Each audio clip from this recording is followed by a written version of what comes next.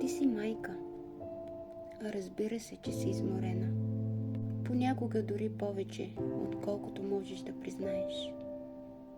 Ти носиш не само собствените си грижи, но и целия свят на твоето дете. Ти си тази, която става първа и заспива последна.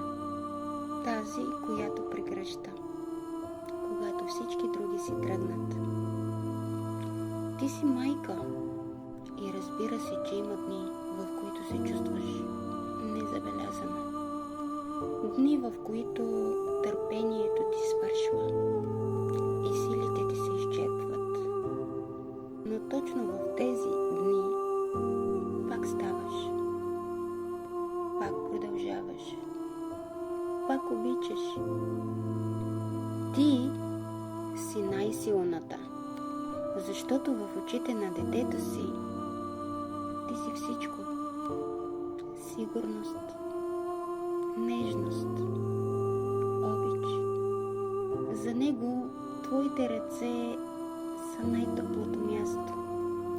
Твоят глас – най-спокойната музика. А сърцето – домът, в който винаги ще принадлежи. Ти си майка. Не си перфектна.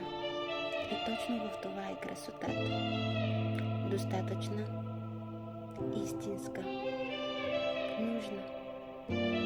И никога не забравяй, че благодарение на теб светът е малко по-добър всеки ден.